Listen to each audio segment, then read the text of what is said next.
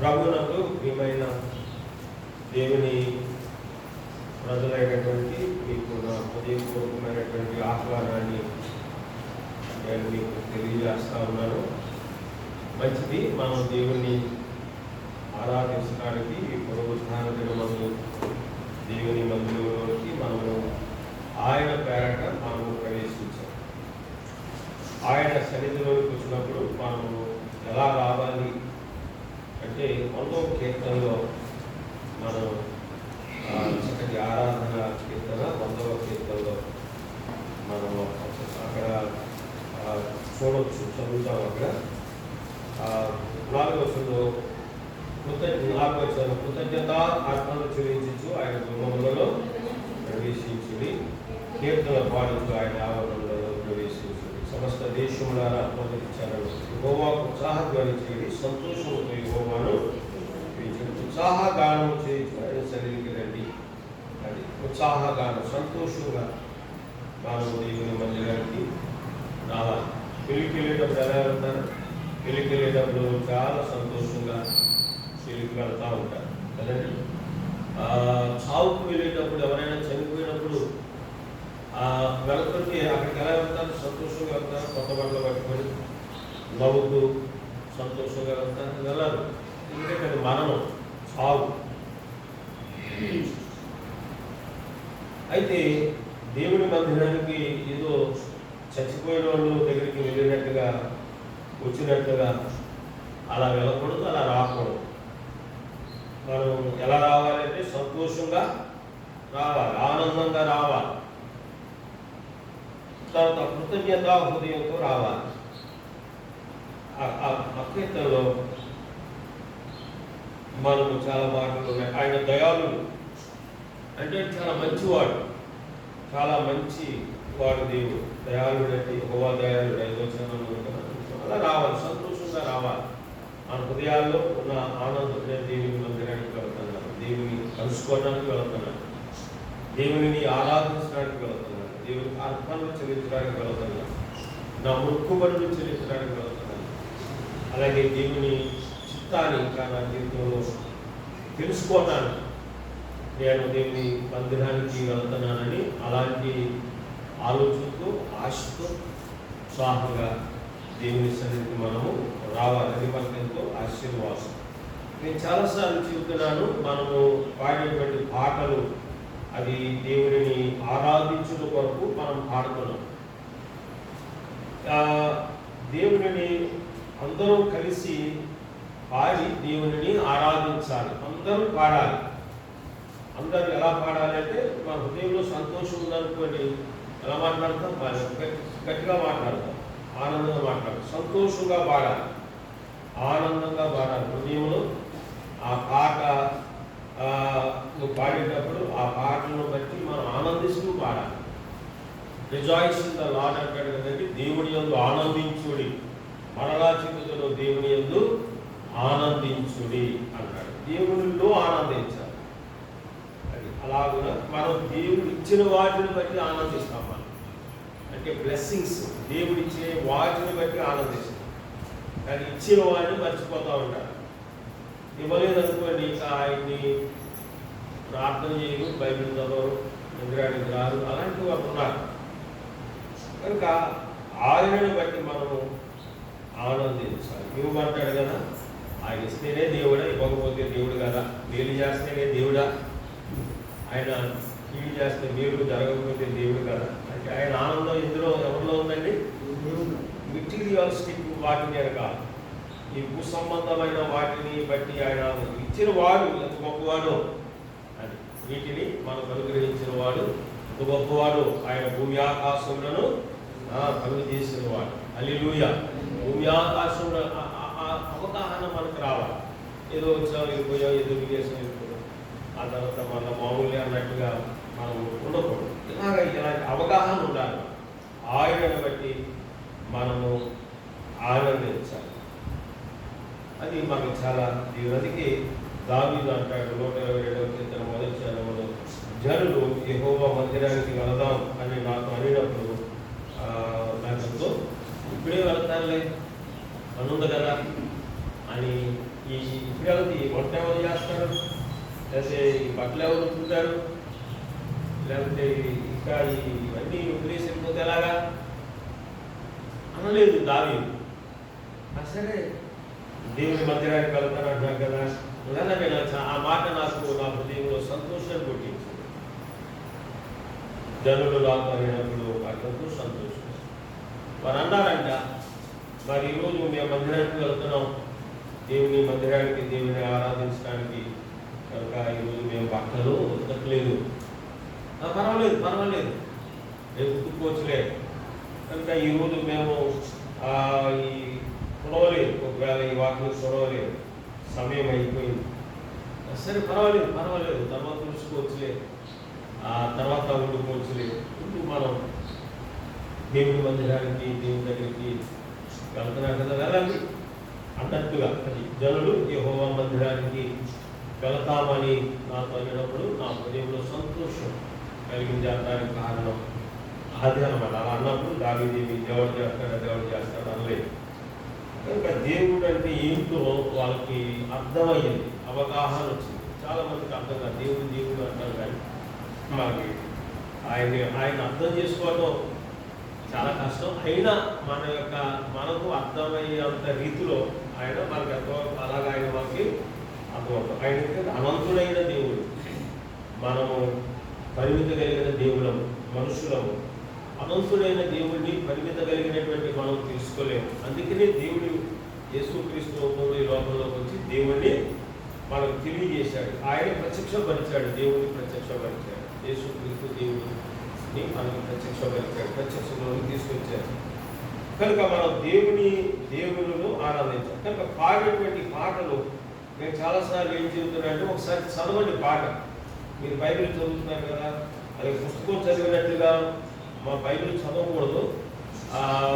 మరి చక్కగా బైబిల్ చదవాలి. మనం మామూలుగా అధ్యాయాలు చదువుతాం, అలాగే మామూలుగా ఇతరాత్మ పుస్తకాలు కూడా చదువుతూ ఉంటాం. ఆ పుస్తకం పుస్తకం చదివినట్టుగా బైబిల్ని పాటను మనం చదవాలి. పాట పాడే ముందుగా మాటే పాట కదండి. పాట అంటే ఎక్కడి నుంచి వచ్చింది? మాటే పాట అంటే మాటను పాటలో కూడా పాడేమంటే రాగం చేస్తే సంగీతం చేస్తే పాట అయ్యింది. కనుక అది చదవాలి. ఒక ఆయన అంటున్నాడు, నేను వెళ్ళేటువంటి స్థానిక సంఘంలో పాట పుస్తకం ఇంచుమించు 400 పాటలు దగ్గర నిండా ఉండేవాళ్ళు. అవన్నీ పాడటానికి ముందుగా ఒకసారి చదివాను అంటున్నాడు ఆయన. అది మనం చదివినప్పుడు మనకు అది అర్థమవుతుంది. లేకపోతే పాడేస్తాం కానీ ఆ పాటలో ఉన్న మాటలు మనకు అర్థం కావు. అందరితో కలిసి పాడుతూ ఉంటాం, ఏం పాడామో మనకి తర్వాత మనం గ్రహింపు లేకుండా పాడతాం. కనుక మనం ఆ పాట అర్థం చేసుకుంటే ఊరికి పెదవులతో పాడినట్టు ఉండదు. ఈ ప్రజలు పెదవులతో నన్ను కనపరుచుతారు కానీ వారి హృదయం నాకు చాలా దూరంగా ఉంది అని ప్రభు అన్నాడు కదా. అదే మనం పాడామనుకోండి, చక్కగా మనం అర్థం చేసుకుంటాం, పాడతాం. అందుకే ఒక ఆయన క్రైస్తవులు అబద్ధాలు ఆడరు, అబద్ధాలు పాడతారు అన్నాడు. అది చాలా వాస్తవం. కనుక మనం ఆ పాటలు అంటే దేవుడే నాకు ఆశ్రయము, దివ్యమైన గృహము, ఆయనే మనకు ఆశ్రయం, ఆయన మన యొక్క కోట కొండ ఆయనే. 125వ కీర్తన మొదటి చరణంలో యెహోవా యందు నమ్మికుంచువారు, ఆ యెహోవాను ఆశ్రయించువారు కదలక నిత్యము సీయోను కొండ వలె ఉందురు. యెరూషలేము చుట్టూ పర్వతంలో ఉన్నట్లు యెహోవా ఇది మొదలుకొని నిత్యము తన ప్రజల చుట్టూ ఉండును. ఈ 125వ కీర్తనలో మనం చదివినటువంటి భాగం, యెరూషలేము చుట్టూ పర్వతములు ఉన్నట్లు యెహోవా ఇది మొదలుకొని నిత్యము తన ప్రజల చుట్టూ ఉండును. యెరూషలేము అనేటువంటిది ఇప్పటికీ ఉంది, ఇజ్రాయెల్ యెరూషలేము. ఆ యెరూషలేము చుట్టూ ఏమున్నాయంటే పర్వతాలు ఉన్నాయి, చుట్టూ కొండలు ఉన్నాయి. ఈ యెరూషలేము అది దానికి ఉన్న మొదటి పేరు ఏంటంటే యెబూషి. యెబూసి, ఆ పట్టణం పేరు యెబూసి. యెబూసీయులు అందులో నివసించేవారు. యెబూసీయుల పట్టణం. దావీదు రాజైన తర్వాత ఆ పట్టణంని వశం చేసుకుని, అంటే జియోగ్రఫికల్గా భూగోళకంగా అది రాజధానిగా చేసుకుని అక్కడ నుండి పరిపాలన చేస్తే బాగుంటుంది అని దాన్ని ఆ యెబూసి పట్టణాన్ని దావీదు ఆనాడు చూసినప్పుడు అనుకుని దాన్ని జయించాలి, ఆ యెబూసి పట్టణాన్ని జయించాలి అని ఆయన అనుకుని దాని మీదకి యుద్ధానికి బయలుదేరాడు. అయితే ఆ యెబూసీయులు పట్టణంలో ఉన్నటువంటి యెబూసీయులు దావీదుని ఎలా విక్రించారంటే, నీవు మా పట్టణాన్ని స్వాధీనం చేసుకోవడానికి నువ్వు వస్తున్నావు, మా పట్టణంలో ఉన్నటువంటి గుడ్డోళ్ళు చూడండి ఎంత ఎటకారంగా మాట్లాడారు, ఎగతాళి చేశారు. దావీదు ఎవరు బలవంతులు రావక్కర్లేదు వీళ్ళు ఓడించడానికి, మా పట్టణంలో ఉన్నటువంటి గుడ్డోళ్ళు వాళ్ళనే నువ్వు ఓడించలేవు, వాళ్ళే నిన్ను ఓడిస్తారు, నువ్వు మా పట్టణాన్ని నువ్వు జయించలేవు అని వాళ్ళు ఎగతాళి చేశారు. ఎందుకంటే ఆ పట్టణం చుట్టూ ఏమున్నాయంటే కొండలు ఉన్నాయి. ఆ పట్టణం మీ జయించే ముందుగా కొండలు ఎక్కాలి. ఆ కొండలు ఎక్కాలంటే చాలా కష్టం. అందుకని వాళ్ళు నువ్వు ఎక్కలేవు, ఒకవేళ ఎక్కిన మా వాళ్ళు ఇలాగా గుడ్డోళ్ళు నేను ఓడిస్తారన్నారు. అయితే దావీదు ఆ పట్టణాన్ని జయించాడు. యోవాబు అనేటువంటి సైన్యాధిపతి ఆ పట్టణం మీదకి యుద్ధానికి వెళ్ళాడు, కొండలు దాటాడు, జయించాడు. అంటే నిజమే ఆ పట్టణం చుట్టూ కొండలున్నా అది ఎక్కడం చాలా కష్టమైన, మనిషిలో పట్టుదల అనేది ఉంటే ఆ మాటను మనసులో పెట్టుకోండి. మనుషులు ఏముండాలి? అది కృషి ఉంటే మనుషులు ఋషులు అవుతారు అన్నాడు, మహాపురుషులు అవుతారు అన్నాడు ఒక సినీ. పట్టుదల ఉండాలి. దాన్ని నేను ఎందుకు జయించలేను, ఎందుకు దాన్ని స్వాధీనం చేసుకోలేదు అని పట్టుదల మనలో ఉంటే, యోగులో ఆ పట్టుదల ఉంది, దావీదులో ఆ పట్టుదల ఉంది. అందుకని ఆ పట్టణాన్ని ఈజీగా దాన్ని జయించి తర్వాత యెబూసీయుల పట్టణం కాస్త ఏమైంది, యెరూషలేముగా మార్చబడింది. యెరూషలేము రేపొద్దున ప్రపంచంలో ఈ భూమి మీద నిన్న బైబిల్ స్టడీలో చెప్పాను ఆ మాట, మీకు యూట్యూబ్లో వస్తుంది, లైవ్ రాదు, యూట్యూబ్లో పెడతాను, తర్వాత లింక్ రాదు, యూట్యూబ్ వరకు వస్తుంది, మన చర్చ వరకు వస్తుంది. వెయ్యేళ్ల పరిపాలన జరుగుతుంది ఈ భూమి మీద. ఈ వెయ్యేళ్ల పరిపాలన ఎక్కడి నుండి దేవుడు ప్రభు యేసు ప్రభు ఎక్కడి నుండి పరిపాలన చేస్తారంటే యెరూషలేము పట్టణంనే ఆధారంగా చేసుకొని దావీదు సింహాసనం మీద కూర్చొని ఆయన ఈ భూమి మీద 1000 ఏళ్ళు పరిపాలన చేస్తారు. రాబో కాలంలో 1000 ఏళ్ళు పరిపాలన చేస్తారు. అది కనుక యెరూషలేము అనేటువంటిది, అది యెరూషలేమును బట్టి యూదులు చాలా సంతోషిస్తూ ఉంటారు. యెరూషలేము క్షేమం కొరకు ప్రార్థన చేయ వారు ఏముంది, వారు వర్ధిల్లుదురు అనే మాట 122వ కీర్తనలోనే ఆ మాట కూడా మనం చదువుతాం. 122వ కీర్తనలో ఆ మాట, బైబిల్లో ఆ మాట 122వ కీర్తన 6వ చరణములో, యెరూషలేము యొక్క క్షేమము కొరకు ప్రార్థన చేయుడి, యెరూషలేమా నిన్ను ప్రేమించువారు వర్ధిల్లుదురు అన్నారు. కనుక యెరూషలేము క్షేమం కొరకు మనము ప్రార్థన చేయాలి, ప్రార్థన చేసేవారు వర్ధిల్లుతారు. ఇక్కడ మనం చదివిన భాగంలో ఎవరైతే దేవుని యందు నమ్మిక ఉంచుతారో వారు ఎలా ఉంటారు? యెహోవా యందు నమ్మిక ఉంచేవారు నిత్యము నిలుచు సియోను కొండవలే ఉందురు. యెరూషలేము చుట్టూ ఆ పర్వతంలో ఉన్నట్టు యెహోవా ఇది మొదలుకొని నిత్యము తన ప్రజల చుట్టూ ఉండును. నిత్యము అనే మాట 2 సార్లు, మొదటి చరణంలో ఒకసారి, రెండవ చరణంలో ఒకసారి మనం చూస్తాం. అంటే ఈ మాటలో, ఈ చదివిన భాగంలో మనకి భద్రత ఉంది. ఎవరైతే దేవుని నమ్మిక ఉంచుతారో, ఎవరైతే దేవునిని ఆశ్రయిస్తారో వారికి దేవుడు ఏముంది? భద్రత ఉంది, క్షేమం ఉంది.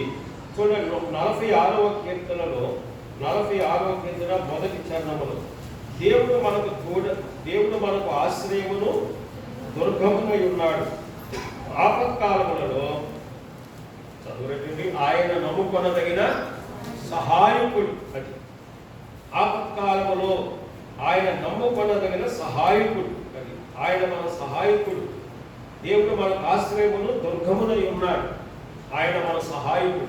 ఆయనలో మనకి క్షేమం ఉంది. భద్రత అనే మాట అర్థమవుతుంది కదా. క్షేమం ఉంది. మన క్షేమానికి ఆధారం ఎవరంటే ఆయనే, దేవుడే. నా క్షేమమునకు ఆధారం ఆయన. మన నీతికి ఆధారం ఆయనే, మన రక్షణకు ఆధారం ఆయనే, మన పోషణకు ఆధారం ఆయనే. ఆయన మన క్షేమానికి ఆధారము ఆయనే.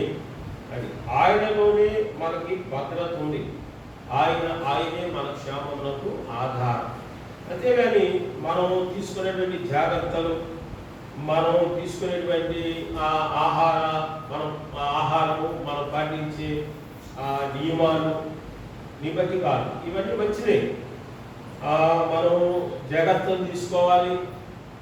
చక్కటి ఆరోగ్యకరమైనటువంటి ఆహారాన్ని తినాలి. మనం ఇవన్నీ చేసిన మన యొక్క క్షేమం వీటి మీద ఆధారపడి లేదు. మన యొక్క క్షేమం దేవుడి మీద ఆధారపడి, ఆయనలో ఆధారపడి, మన భద్రతకు ఆధారం ఆయన, మన క్షేమానికి ఆధారం ఆయన. ఒక ఆయన అంటున్నాడు, ఆయన బాగానే ఉన్నాడండి, బాగానే ఉన్నాడు, జాగ్రత్తగా ఉన్నాడు, భోజనం చేశాడు, చికెన్ కర్రీ వేసుకుని భోజనం తిన్నాడు. ఆ తర్వాత దగ్గు వచ్చింది ఆయనకి. అంత క్రితం దగ్గు ఉంది, కానీ ఇక ఇప్పుడు దగ్గు ఇక ఆగలేదండి. ఈసారి ఆగలేదు. ఇక ఆయన దగ్గు ఇక ఆగకుండా ఇక వెంటనే అలాగే దగ్గుకుని ప్రాణం పోయిందంటే అన్నాడు. బాగానే ఉన్నాడు ఆయన. అసలు బాగా తిరుగుతున్నాడండి, బాగున్నాడు, బాగున్నాడు, చక్కగా భోజనం తిన్నాడు, చికెన్ కూర వేసుకుని తిన్నాడు. అంటే రోగులు తినరు కదా, ఆయన తిన్నారు. కానీ ఆయన ఆరోగ్యంగానే ఉన్నాడు. కానీ ఏమొచ్చింది? దగ్గు వచ్చిందండి. మరి ఆయన క్షేమం ఆయన మీద, ఆయన లేదు, ఆయన మీద ఆధారపడి లేదు కదా. మన క్షేమం మన యొక్క దేవుడు అంటాడు, మీ సమస్త శరీరుల యొక్క ప్రాణ ఆత్మలు, సమస్త జీవరాశుల యొక్క శరీర ప్రాణాత్మలు ఎవరి చేతిలో ఉన్నాయి? దేవుని చేతిలో ఉన్నాయి. మనం గుర్తించిన వాడు ఆయన చేతిలో ఉన్నాయి. ఆయనలో మన భద్రత. ఒకవేళ మన డాక్టర్ గారు హాస్పిటల్కి వెళ్తాం, వైద్యం చేస్తారు డాక్టర్ గారు. మరి డాక్టర్ గారి చేతిలో కూడా మన యొక్క క్షేమం ఆయన చేతిలోనే ఉంది అనడానికి 100% మరి వీలు లేదు. ఎందుకంటే చరిత్ర మనం చదివితే ప్రస్తుత పరిస్థితుల్లో కూడా దావీదు అనే ఆశ అనేటువంటి రాజు, యోధా దేశానికి రాజు, ఆయనకి ఏమొచ్చింది? అరికాలలో పుండొచ్చింది. ఈ అరికాలలో పుండొస్తే ఆయన ఇక దేవుని యొక్క విచారణ చేయటం, దేవా ఈ వ్యాధి నాకు వచ్చింది, దానికి నా పాపము కారణమైతే నా పాపాన్ని నేను ఒప్పుకున్నాను, నన్ను క్షమించు. మరి దేవా ఇది దేవుని బట్టి వచ్చినా నీవు నన్ను కనికరించు, నన్ను స్వస్థపరచు అని ఆయన దేవుని యొక్క విచారణ చేయాలి, దేవుడిని అడగాలి. కానీ ఆశ అనేటువంటి రాజు ఏం చేశాడు? అలాగా ఆయన దేవుని యొక్క విచారణ చేయలేదు. ఆ విచారణ చేయన కారణం చేత ఆయన బైబిల్లో ఆయన గురించి ఏం రాసుకుంటుందంటే, మరి చూడండి, 2వ దినవృత్తాంతములు 16వ అధ్యాయము 12వ వచనంలో, 2వ దినవృత్తాంతములు 16వ అధ్యాయము 12వ వచనం, ఆశ తన ఏలుబడి యందు 39వ సంవత్సరమున పాదములలో జబ్బు పుట్టి బహు బాధపడినను దాని విషయములో అతడు యెహోవా యొద్ద విచారణ చేయక వైద్యులను అంటే డాక్టర్స్ ను పట్టుకొనెను. ఆశ తన పితరులతో కూడా నిద్రించి తన ఏలుబడి యందు 41వ సంవత్సరమున మృతి నొందగా. చూడండి, ఆయన చనిపోయాడు. మరి ఆయన దేశానికి రాజు. ఎలాంటి వైద్యులు వచ్చి ఆయనకు వైద్యం చేయిస్తారు. వైద్యం చేయించుకోవడం తప్పు అని అనట్లేదు. వైద్య శాస్త్రాన్ని ఇచ్చింది దేవుడు, వైద్యులను ఇచ్చింది దేవుడు. మందులు వేసుకోవడం తప్పు అని ఎక్కడ అనట్లేదు కదండి. అయితే అవి పనిచేయాలి అంటే తప్పనిసరిగా మనకి ఆయనే సహాయం చేయాలి. కొంతమంది క్రిస్టియన్ డాక్టర్స్ యొక్క విజిటింగ్ కార్డ్స్ మీద నేను చూశాను, డాక్టర్ ట్రీట్స్ జీసస్ హీల్స్ అనే మాటలు. వైద్యుడు వైద్యం చేస్తాడు, కానీ స్వస్థపరిచేది ఆయనే. ఆయన పొందిన దెబ్బల చేత మనకి స్వస్థత కలుగుతూ ఉంది అనే మాట బైబిల్లో మనం చదువుతాం. ఇలా ఇక దేవుని పట్టించుకోలేదు, ఇక వైద్యులను ఆశ్రయించాడు, చనిపోయాడు.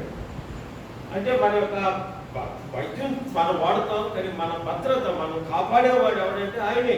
మన భద్రత ఆయన చేతిలో ఉంది. యెరూషలేము చుట్టూ పర్వతం ఉన్నట్టుగా దేవుడు మన చుట్టూ ఏం చేస్తాడంటే, యెహోవా యందు భయభక్తుల వారి చుట్టూ దేవుడు తన దూతలను కావలి ఉంచును అనే మాట మనం చదువుతున్నాం. యెహోవా యందు భయభక్తుల వారి చుట్టూ దేవుడు తన దూతలను ఏం చేస్తాడంటే కావలి ఉంచును, కావలిగా ఉంచును. సరే, ఇప్పుడు ఏ వైద్యులైతే మనకు వైద్యం చేస్తూ ఉన్నారు, ఏ వైద్యుని చేత అయితే మనం వైద్యం చేయించుకుంటా ఉన్నామో, మరి ఆ వైద్యులు కూడా చనిపోతున్న వారు ఉన్నారు కదా, ఆ డాక్టర్ కూడా చనిపోతున్నాడు కదా.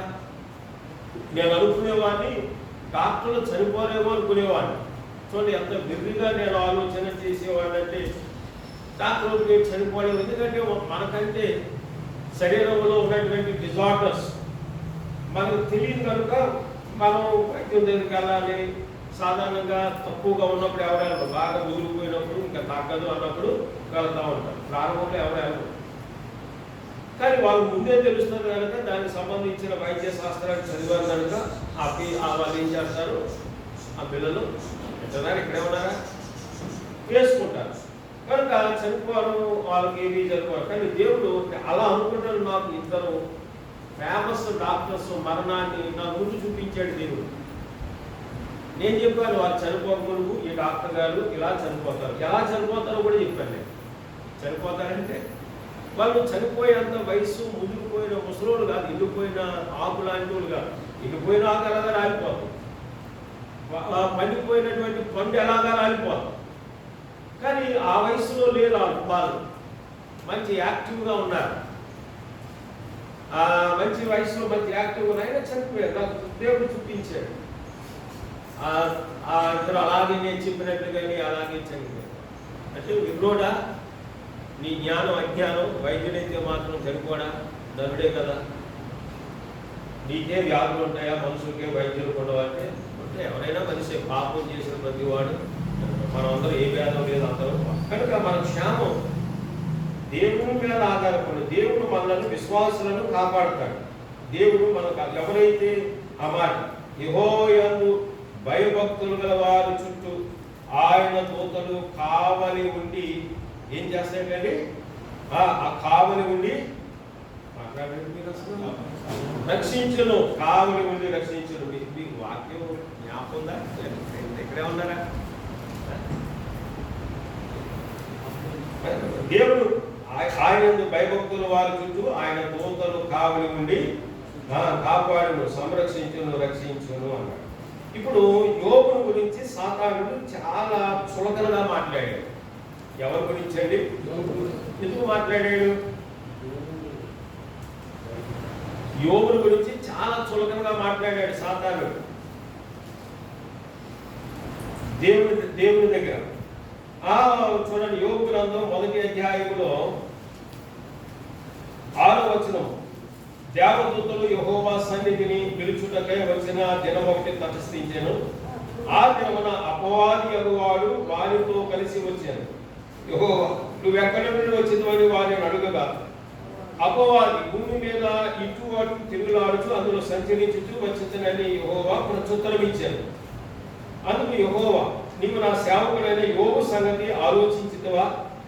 అతడు యథార్థవంతుడును న్యాయవంతుడునై దేవుని యందు భయభక్తులు కలిగి చెడుతనమును విసర్జించిన వాడు. భూమి మీద అతని వంటి వాడు ఎవడనూ లేడు అని అడుగక అపవాది, యోబు ఊరకయ్యే దేవుని యందు భయభక్తులు గల వాడు ఆయన. నీవు అతనికి అతని ఇంటి వారికి అతని కలిగిన సమస్తమును కంచె వేసితివి కదా. నీవు అతని చేతి పనిని దీవించుచుండుట చేతే అతని ఆస్తి దేశంలో బహుగా విస్తరించి ఉన్నది. అయినను ఇప్పుడు నీ చెయ్యి చాక అతను ఈ కలిగిన సమస్తమును మొత్తిగా నీ ముఖం ఎదుటే నీకు దూషించి వెళ్ళిపోయి యెహోవాతో అనేడు. చూడండి, సాతానుడు యోబు గురించి ఎంత తేలికగా మాట్లాడాడు, చులకనగా మాట్లాడాడు అంటే ఆ ఊరికే నేను యోబు తెలుసు కదా, వకీలు కూర్చోకపోను, భూమి మీద యోబు ఉన్నాడు, నా సేవకుడైన యోబు ఉన్నాడు, నీకు తెలుసా అంటే ఇది తెలుసు. అది చాలా యథార్థవంతుడు, నీతివంతుడు, చాలా భక్తిగా ఉంటాడు. భక్తి అంటే అర్థమేంటి అసలు? భక్తి అంటే ఆయన ఎలా ఆయన ఆయన ఏమన్నాడు, ఊరకేలి ఎందుకు భక్తి చేస్తున్నాడా అన్నాడు కదండి.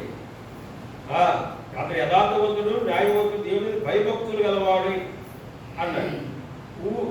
ఊరికే ఉన్నాడా భక్తి, భక్తి ఊరికే నీకు భక్తి చేస్తున్నాడు అన్నాడు. భక్తి అంటే మరి అడగాలి కదా. ఇప్పుడు అన్నా భక్తి అంటున్నారండి పాస్టర్ గారు, దాని అర్థం ఏంటో అడగాలి కదా, అడగాలి కదా. మరి మీరు ఎలా వచ్చేది వెళ్ళిపోతారా? అడగాలి. ఏదైనా తెలియకపోతే ఏం చేయాలి? తెలిసినట్టు ఉండకూడదు, ఇదేం అడుగుతాం అనుకోవడం. అది నాకు తెలియదు, అది పెద్దదే నాకు. భక్తి అనే మాటకు అర్థం ఏంటంటే ప్రేమించుట అని అర్థం. చెప్పండి, భక్తి అంటే ఈమెకి పతిభక్తి కూర అంటాడు. అంటే ఆమెకు ఆయన అంటే చాలా ప్రేమ. అది పతిభక్తి అనే కదండి. భక్తి అంటే ప్రేమ. నేను భక్తి చేస్తాను, నాకు దేవుడు అంటే ప్రేమ, దేవుని మీద నాకు భక్తి ఎక్కువ, నాకు దేవుడు అంటే ప్రేమ. అలాగే అదనమాట భక్తి అంటే ప్రేమించుట. ఊరికే నేను ప్రేమిస్తున్నాడు ఏంటి, భక్తి కలిగి ఉన్నాడు ఏంటి, నేను ప్రేమిస్తున్నాడు, నువ్వు అన్నీ అతను దీవించావు, ఏదైతే అది అతనికి ఇస్తున్నావు. మరి ఎందుకు ప్రేమించాడు నిన్ను? నువ్వు తర్వాత ఆయన చుట్టూ నువ్వేం వేసావు? కంచేసావు అన్నాడు కదా. దేవుని ఎందుకు భయభక్తుల వారి చుట్టూ ఆయన దూతలు కావులు రక్షించు, కంచి వేస్తాడు. నువ్వేసావు అలాగా, ఒకటేసావా, మూడేసావు వేగంగా. ఆయన చుట్టూ వేసావు, ఆయన ఇంటి చుట్టూ వేసావు, ఆయన ఆస్తులు చుట్టూ వేసావు. అందుకని ఇక డెవలప్ అవుతున్నాడు మనోడు. వ్యాధి లేదు, బాధ లేదు, ఆస్తి నష్టం లేదు, ప్రాణ నష్టం లేదు అన్నట్టుగా ఉంది. బాగుంది. ఊరికే నేను అలా ఉన్నాడంటే కంచి వేస్తాం. అప్పుడు సరే మరి ఆ కంచి తీస్తాను అన్నాడు, తీసాను కూడా. అంటే దేవుడు ఎందుకు అంటే ఇప్పుడు ఆ భద్రత ఏంటంటే విశ్వాసులమైనటువంటి మన యొక్క క్షేమం ఎవరి చేతిలో ఉంది, మన యొక్క భద్రత ఎవరి చేతిలో ఉంది? దేవుని చేతిలో ఉంది. నిత్యము అనే మాట, నిత్యము అని విశ్వాసులమైనటువంటి మనలను దేవుడు కాపాడతాడు. ఎలా కాపాడతాడు? నిత్యము మనలను కాపాడతాడు, కంటికి రెప్పవలే కాపాడతాడు. మనల్ని దేవుని యందు విశ్వాసం ఉంచినటువంటి మనలను దేవుడు కాపాడతాడండి.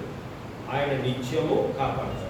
ఇప్పుడు పాత ఆ కంచె ఉంది కదా. ఇప్పుడు పాత నిబంధనలో యోగుతుంది, కొత్త నిబంధనలో కంచె ఏంటి? పాత నిబంధనలో యోగు చుట్టూ 3 అంచెల కంచె ఉంది. మరి ఇప్పుడు కొత్త నిబంధనలోకి వచ్చామా? కొత్త నిబంధనలో మన చుట్టూ ఉన్న కంచె ఏంటంటే దేవుని వాక్యమే మన చుట్టూ ఉన్న కంచె. హల్లెలూయా. కనుక విశ్వాసులమైనటువంటి మనము దేవుని వాక్యము లోపల ఉంటేనే మనకి క్షేమం.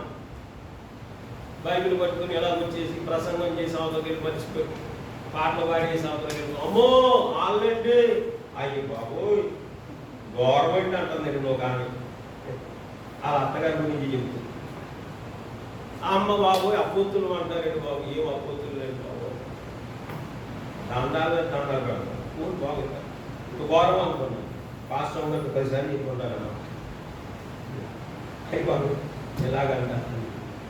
కనుక అంటే కంచె లోపల లేదు, వాక్యపు పరిధిలో ఉండాలి. మనం దేవుని యొక్క వాక్యములో ఉండాలి. ఇప్పుడు విశ్వాసమైన మన చుట్టూ దేవుడు వేసిన కంచె ఏంటంటే వాక్యమే. నువ్వు దేవుని వాక్యములో ఉండాలి, వాక్యము దాటి బయటికి రాకూడదు. అప్పుడు నీకు క్షేమం ఉండదు. దేవుడిని కాపాడు. దేవుని కాపుదల ఎప్పుడు ఉంటుందంటే మనము ఆయన పద్ధతిలో ఆయన వాక్యపు పరిధిలో ఉండాలి. ఏదో కొన్ని వాక్యాలే కాదు, దేవుడు ఇచ్చిన ప్రతి మాట మన మేలు కొరకు దేవుడు చెప్పిన ప్రతి మాట ఆ వాక్యపు పరిధిలో లోపలే ఉండాలి. యోబు కంచి తీసేశాడు దేవుడు, ఏమని కంచి తీసేశాడు. కానీ యోబు ఇక్కడ కూర్చున్నాడండి, యోబు చుట్టూ కంచి ఉందండి. ఇప్పుడు కంచి తీసేసాడు. ఇప్పుడు ఆయన యోబు కంచిలోంచి బయటకు రాలేదు. యోబు అక్కడే కంచి దాటి రాలేదు. ఆయన దేవుడు కంచి తీసేసినా అందుకే యెహోవా ఇచ్చాను, యెహోవాయే తీసుకొని పోయాను అన్నాడు. కనుక మన కొత్త నిబంధనలో కంచి ఏంటంటే దేవుని యొక్క వాక్యము. ఆ వాక్యములో మనం కనుక దేవుడు ఎప్పుడైతే మనం దేవుని వాక్యంలో ఉన్నటువంటి దేవుని యొక్క మార్గంలో నడుస్తామో, దేవుని యొక్క వాక్యాన్ని మనం అనుసరిస్తామో, దేవుడు నిత్యము మనలను కంటికి రెప్పలాగా మన భద్రత ఆయనలో భయపడకము, దిగులు పడకము, నీకు సహాయం చేయవాడను నేనే. హల్లెలూయా. కనుక అందుకన్నాడు యెరూషలేము చుట్టూ ఉన్నప్పుడు దేవుడు మరి ఎప్పుడైతే దేవుని వాక్యములో ఉంటామో, కనుక వాక్యములో ఉంటామో అప్పుడు దేవుడు మనల్ని చక్కగా కాపాడుతాడు, దీవిస్తాడు, ఆశీర్వదిస్తాడు. మన స్థితి మొదట కొంచెమే ఉన్న అంతకు మహాభివృద్ధి. కానీ చాలా మంది ఎలా ఉంటుందంటే దేవుని వాక్యములో ఉన్న దేవుని చేత దీవించబడతారు గర్విష్ఠులు అయిపోయిన వాళ్ళు ఉన్నారు. అంటే వాళ్ళ వాక్యం కంచెలో నుండి బయటికి వచ్చారు. అలా వాళ్ళు ఎప్పుడైతే గర్వం వచ్చిందో వాక్యం కంచెలో నుంచి, వాక్యము కంచెలో వినయంగానే ఉండటం, వినయంగా ఉండటం. దేవుడిని ప్రేమించిన వారిని దేవుడు ఏం చేస్తాడో ప్రేమిస్తాడు. దేవుడిని ఆయనను ప్రేమించిన వారిని సామెతల గ్రంథం 8వ అధ్యాయంలో ఒక చక్కటి మాట మనం చదువుదాం చూడండి. ఆయనను ప్రేమించిన వారిని చూడండి. 8వ అధ్యాయం సామెతల గ్రంథం 8వ అధ్యాయంలో 17వ వచనం, నన్ను ప్రేమించిన వారిని నేను ప్రేమించుచున్నాను. అది నన్ను ప్రేమించిన వారిని నేను ప్రేమించుచున్నాను. నన్ను జాగ్రత్తగా వెతుకువారు నన్ను కనుగొందరు. ఐశ్వర్య ఘనతలు స్థిరమైన కలిమియు నీతియు నా యొద్ద. ఆయన దగ్గర ఐశ్వర్యం ఉంది, ఘనత ఉంది. అవి తరిగిపో, ఆ కలిమి తరిగిపో. ఆయన దగ్గర నీతుంది. మేలిమి బంగారం కంటేను అపరంది కంటే నా వల్ల కలుగు ఫలము మంచిది. ప్రశస్తమైన వెండి కంటేను నా వల్ల కలుగు వచ్చుబడి ఆ దొందది. 21వ వచనం, నన్ను ప్రేమించిన వారిని ఆస్తికి కర్తలుగా చేయను, వారి నిధులను నింపెదను. భక్తి అనే మాటకు ప్రేమించుదని అర్థం. మనం దేవుని యందు భయభక్తులు కలిగినప్పుడు దేవుడు మనల్ని ఏం చేస్తాడు? అపాయము మన ఎందుకు రాకుండా ఆయన మనల్ని కాపాడుతాడు. ఈ కరోనా వైరస్ అది మన ఎందుకు చేరకుండా దేవుడు కాపాడలేడా? ఆయన కాపాడతాడు. మనం ఎలా ఉండాలి? ఆయన వాక్యములో మనం ఉండాలి. చూడండి, 2వ రాజుల గ్రంథంలో చివరగా 6వ అధ్యాయంలో 6వ అధ్యాయం సోమ్రోన్ అనేటువంటి పట్టణంలో ఎలీషా అనేటువంటి ఒక దైవజనుడు ఉన్నాడు. 6వ వచనం 16వ వచనం 6వ అధ్యాయం 2వ రాజుల గ్రంథం 6వ అధ్యాయం 17వ వచనాన్ని చదువుదాం. దైవజనుడైన అతని పైవాడు గందలకనని లేచి బయటకు వచ్చినప్పుడు గుర్రములను రథములను గల సైన్యము పట్టణమును చుట్టుకొని ఎదుట కనబడేది. అంతటా అతని పనివాడు, అయ్యో నా ఏలినవాడా, మనం ఏమి చేయడము? ఆ దైవజనుడితో అనగా, అతను భయపడవద్దు, మన పక్షమున ఉన్నవారు వారి కంటే అధికులై ఉన్నారని చెప్పి, యెహోవా వీడు చూపినట్లు దయచేసి వీరి కళ్ళను తెరవమని ఎలీషా ప్రార్థన చేయగా, యెహోవా ఆ పనివారి కళ్ళను తెరిచిన కనుక వారు ఎలీషా చుట్టూను పర్వతము, అగ్ని, గుర్రముల చేత, రథముల చేత నిండి ఉన్నట్టు చూచాను. హల్లెలూయా. అసోమ్రోన్ అనే పట్టణంలో మరి ఎలీషా అనే దైవజనుడు సిరియనులు ఆ పట్టణం మీదకి దాడి చేస్తున్నాడు. రాత్రి అయింది, ఉదయం లేచాడు. ఆయన శిష్యులు బయటకు చూసినప్పటికీ ఇంకేముంది, శత్రువులు సిరియా సైన్యం మొత్తం చుట్టుముట్టేశారు. వెంటనే అల్లిపోయాడు. దాన్ని చూసి ప్రవక్త శిష్యుడు హళ్ళిపోయి భయపడిపోయి వెంటనే పరిగెత్తుకు వచ్చాడు. అయిపోయింది మన పని, ఇంకేముంది, మన పట్టణం చుట్టూ రౌండ్ వేసేసారు, మనమే ఉన్నాం. ఇక గుర్రాలు, రథాలు, పట్టణం సైన్యం అంతా ముట్టడి వేశారు. ఇక మనం తప్పించుకోలేదు, మన పని అయిపోయింది అన్నాడు. ఆయన ఏం భయపడలేదు, ఎందుకంటే దేవుడే మనకు ఆశ్రయము. ఇలా పాడాం కదా, ఆపత్కాలంలో ఆయన మన నమ్ముకొనదగిన సహాయం. అవిశ్వాసం, విశ్వాసం, ఆ విశ్వాసం అతనికి ఉంది. ఏం పర్వాలేదు, ఏం భయపడకరా, దేవుడు ఉన్నాడు. అప్పుడు ప్రార్థన చేశాడు, ప్రభు వీడి కళ్ళు తిరుగున్నాడు, వీడి కళ్ళు తెలుసుకోలేదు, ఇంక ఏం అర్థం కాలేదు అంటే ఏంటో, నేను నమ్ముకున్నవారంటే ఏంటో, వీడికి ఇంకా కళ్ళు తెరవలేదు, వీడికి అర్థం కాలేదు. ఒకసారి కళ్ళు తిరుగు నాయనని ప్రార్థన చేస్తే కళ్ళు తెరిస్తే ఎలీషా చుట్టూ ఏమున్నాయి? ఓ పర్వతాలు, రథాలు, గుర్రాలు, అగ్ని, గుర్రాలు. యెహోవా యందు భయభక్తుల వారి చుట్టూ దేవుడు మనం కాపాడతాం. దేవుని యందు విశ్వాసం ఉంచినటువంటి మనలో ఎవరైతే యేసుక్రీస్తునందు విశ్వాసం ఉంచుతారో వారికి క్షేమం ఉంది. వారికి భద్రత ఉంది. ఈ కీర్తన 125వ కీర్తన భద్రతకు గురు. దేవుడు మనం కాపాడుతాడు, ఆయనలోనే మనకు భద్రత. కనుక మనం ఇప్పుడు ఆయన వాక్యం జరుగుతుంది, ఆయన వాక్యము లోపం ఉండాలి. ఆ వాక్యమునే మనం చేపట్టాలి. దాన్ని మనం ఏదైనా చేసినా నాకు దేవుడు చెప్పాడు, దేవుడు ఎలా చేయమన్నాడు, ఆ సలహాలు తీసుకోవాలి. మనం దైవజనులను అడగాలి, అడిగి ఆ సలహాలు తీసుకుని ఆ ప్రకారంగా మనం. కానీ మనం ఏం చేస్తాం, దేవుడు నమ్మానని చెప్పి మన సొంత జ్ఞానం, ఆ టైంలో మన సొంత ఆలోచనలు, దానికి ఫీల్ అవుతాం. ఇంకా అలాంటి ఉండకూడదు. ఆయనలో భద్రత ఉంది, నిత్యము ఉంది. నిత్యము దేవుడు మనల్ని కాపాడతాం. అలాంటి దేవుడిని మనం ఆరాధిస్తున్నాం కనుక మన క్షేమమునకు ఆధారము ఆయనే. మనం తీసుకునే జాగ్రత్తలు తీసుకుంటాం, కానీ అవి ఆయన సహాయం చేయకపోతే అవి ఎందుకు పనికిరావు. మన వైద్య సహాయం పొందుతాం, కానీ ఆయన వద్ద నుండి మనం సహాయం చేయకపోతే అది కూడా పనిచేయదు. అసలు వాళ్ళు కూడా ఆ టైంలో వైద్యులు కూడా ఉన్నారు. కనుక దేవునిలో భద్రత కనుక మనం ధైర్యంగా, దేవా నా క్షేమానికి ఆధారం ఈ రోజు ఇంకా నేను బ్రతుకున్నానంటే కారణం నన్ను, నా కుటుంబాన్ని ఆయన ఎంతో కాపాడుతున్నాం, మాకు ఎంతో ధైర్యాన్ని ఇస్తున్నాం. ఆయన నీకు వందన. చిన్న చిన్న బలహీనతలు వచ్చిన వాటిని దయచూపున మమ్మల్ని పూర్తి బాగు చేస్తున్నాం. నీ ఆదరణకే వందన అని దేవుని మనం ఆరాధించాలి. మన కొరకే దిగి వచ్చి మన కొరకే ప్రాణం పెట్టినటువంటి ఆయన సమాధి నుండి తిరిగి లేచిన మన కొరకు దేవుని యొక్క కృపాశుడు విజ్ఞాపన చేసిన ప్రభుని ఆ ప్రేమను మనం జ్ఞాపకం చేసుకొని ఆయన ఆరాధించాలి. నిజంగా ఆయన ముందు మన భక్తి కలిగి ఉండాలి. అలాంటి కృప దేవుడు మనకు నేర్చుకుంటాం. దేవుడి మాటలను ఆశీర్వదించుకుంటాం. మోకరిద్దాం. మంచి దేవుడి